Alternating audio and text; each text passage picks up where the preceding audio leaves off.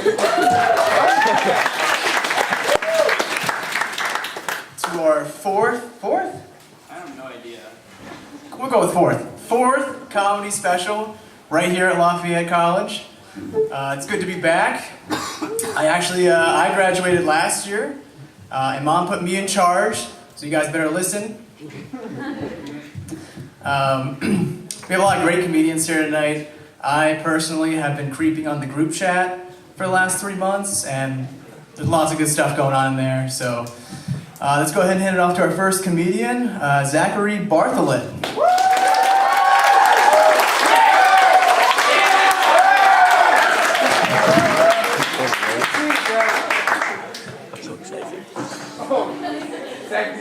My mother, recently, in an attempt to connect with my young self, asked me what dapping was.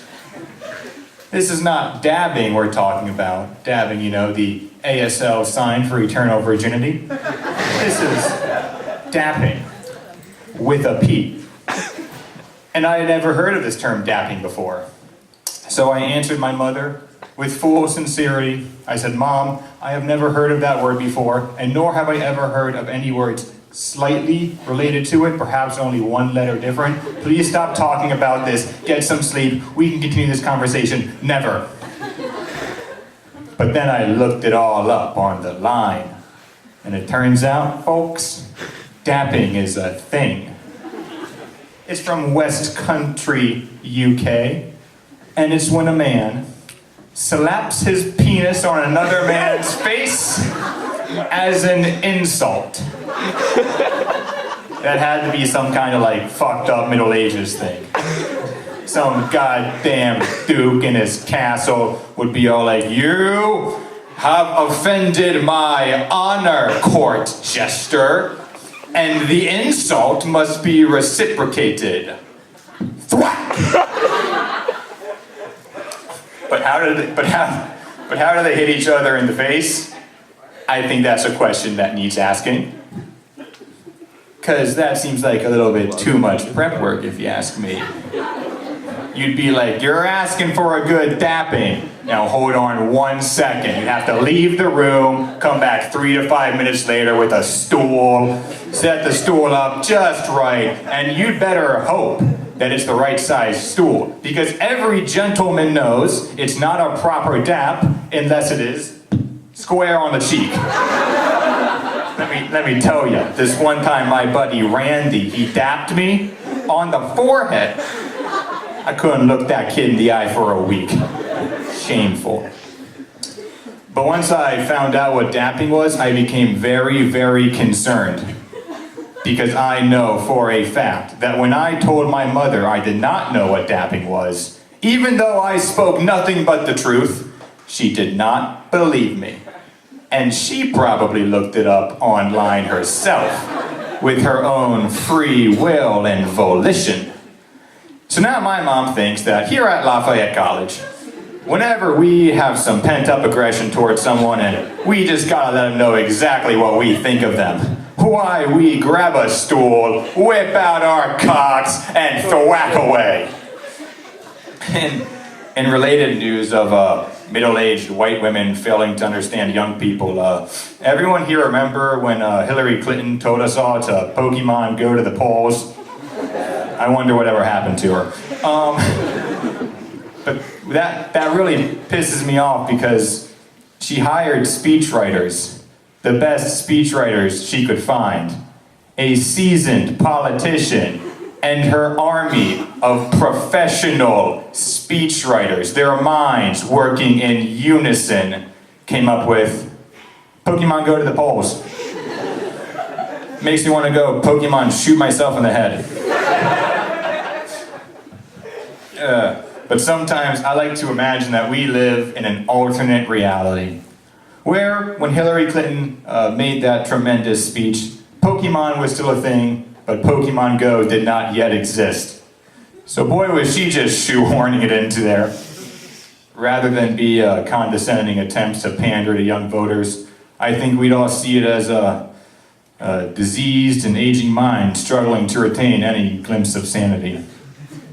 Here's a funny little thing that happens. Anyone else here, when they tell someone what their major is, suddenly has to answer a barrage of random questions tangentially related to whatever shit they're studying? Like I tell my friends, I say, hey, I'm a physics major, and they're like, oh, really? Answer me this question then, science man. Let us suppose, for a moment, that I have a glass of water. And the liquid is very, very cold. Almost freezing, but not quite. And now, we can suppose that I drop a single ice cube into the glass. Tell me, Mr. Science, would the ice cube melt or the water freeze? Pick carefully. And I'm like, I have no fucking clue. I don't know why you would even think to ask this question. Please don't talk to me again. But the questions just keep coming. And I've begun to get fed up with it. So I've gotten very, very belligerent with my responses. My family's like, hey Zach, what's a quasar? And I'm like, let me tell you something. You find out what a quasar is when I tell you what a quasar is. I am not your scientific fact whore. You fucking degenerates make me ashamed to be related to you. I bust my ass at that school so I can understand the secrets of the goddamn universe, and you entitled fucks think that you get to just ask me what a quasar is. Meanwhile, I have no clue what a quasar is. Listen, I can tell you anything you want to know about the Dr. Pepper lore and canon. I can't tell you jack shit about quasars.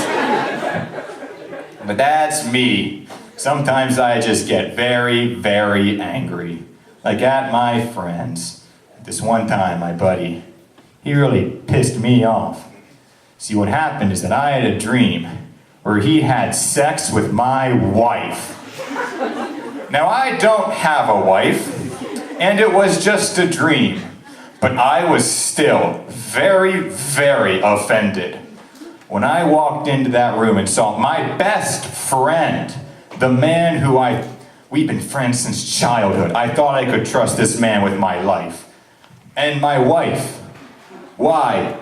A Catholic celibate joined our souls together in harmonious union in the name of God. And I see both of them imitating the beast with two backs, while Abraham Lincoln's also there and he's got cheese teeth for some. It was a dream.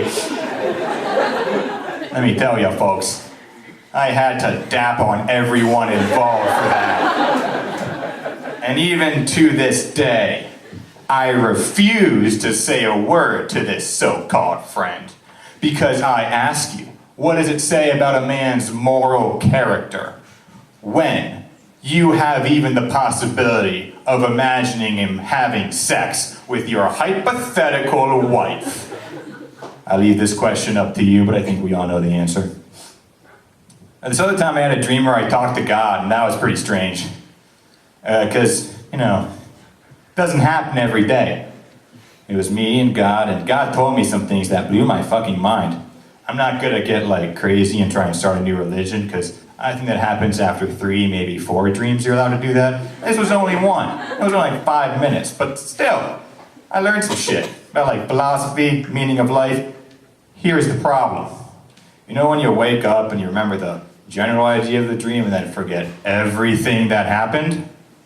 God needs to stop communicating in dreams. It is a very bad strategic error on his part. So now, I become very scared, because hypothetically it could just be a dream, But what if it was actually God? Now God and I are on a totally different page of our relationship. And we will be until I die, and I have to have a very, very awkward conversation with him. He's gonna be like, and what if we develop an inside joke, and he makes it and I don't? He's gonna be offended, it's gonna be a whole thing. I was telling these fears to my doctor, and he said it was a sign of sexual repression. which is a very normal thing for a Freudian to say, but coming from my cardiologist, it was a little strange. Thank you.